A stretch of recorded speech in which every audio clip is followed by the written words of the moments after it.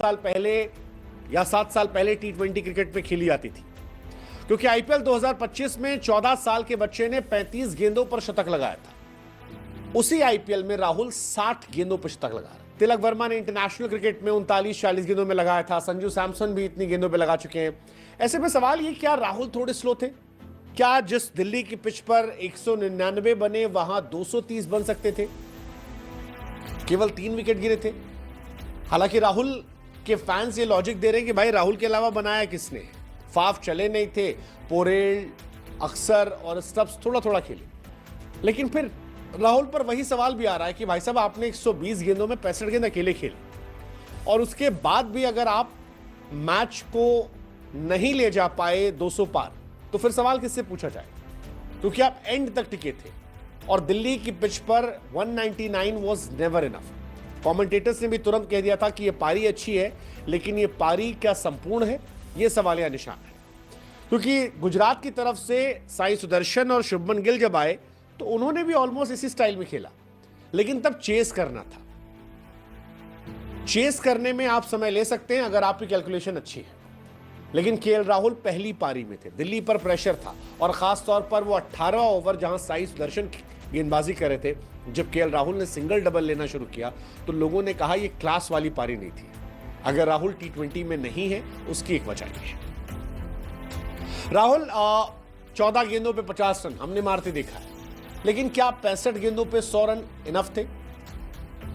दोनों इसकी बातें हो सकती है। कई लोग इससे इत्तेफाक रखेंगे, कई लोग इससे क्रिटिसाइज करेंगे कि नहीं, ये सही नहीं है, आप राहुल पर सवाल नहीं उठा सकते। लेकिन केएल राहुल ने आईपीएल में जो 5 शतक लगाए हैं, उनमें 3 शतक ऐसे हैं जो 60 गेंदों के पार गए हैं और यहीं से केएल राहुल को लेकर सवाल शुरू होते हैं कि क्या ये 65 गेंद पर जो ये रन बने, ये स्टेटमेंट थे टी20 को लेकर कि देखो भाई मैं राहुल हूं, मुझे खिलाओ, या ये स्लो पारी जो है ये गड़बड़ की निशानी थी?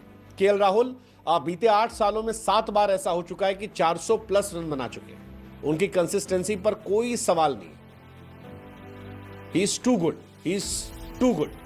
बट प्रॉब्लम यह है कि राहुल क्या ये जो 65 गेंदों पर 112 है, क्या ये वर्थ इनफ है? क्योंकि अगर राहुल की आप बाकी पारियां भी देखोगे, मैचेस जीते उन्होंने 39 गेंद 41 रन, 42 गेंद 57 रन, 32 गेंद 38 रन, 53 गेंद 93 रन। वो एक पारी तेज थी, 51 गेंद 77 रन।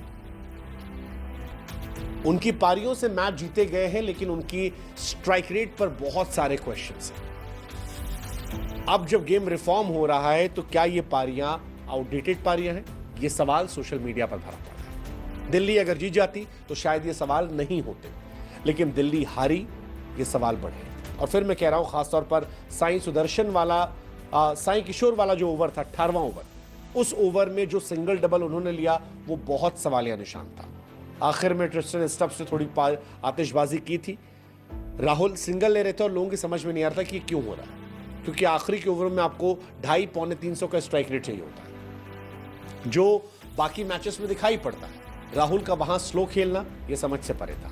क्या राहुल दिल्ली की हार के लिए जिम्मेदार है? ये सवाल उठेगा। हालांकि राहुल की टीम तो हारी, लेकिन आप जीत सकते हो। एक और शुभमन गिल ने किया और शायद इनाम उन्हें भी मिलेगा इंडियन टीम की जर्सी के तौर पर। साई सुदर्शन शायद डेब्यू कर सकते हैं इंग्लैंड में और शुभमन गिल शायद कैप्टन हो सकते हैं। वैसे जिस तरह से वो खेल रहे हैं, आउटस्टैंडिंग है, आउटस्टैंडिंग है, कमाल की पारी है। राहुल भी कमाल थे, राहुल के नाम 5 शतक है, लेकिन प्रॉब्लम यही है कि वो राहुल जिन्होंने 3 अलग अलग टीमों के लिए शतक बनाए, 2 पंजाब के लिए और अब यहां बना रहे, ये क्या वो पारी थी जो उस वक्त की मांग थी, या ये थोड़ी धीरे पड़ गई? डिपेंड करता है स्ट्राइक रेट। कई बार 250 का स्ट्राइक रेट भी कम लगता है अगर रन 300 के स्ट्राइक रेट से बना दें। ऐसे ही यहां 170 का स्ट्राइक रेट दिखने में अच्छा है, बट जो पिच थी, जो कंडीशन थी, जितनी गेंद खेली थी, क्या उसके हिसाब से कम है? ये सवाल बहस का विषय है। इस बहस को हम आप पर छोड़ देते हैं।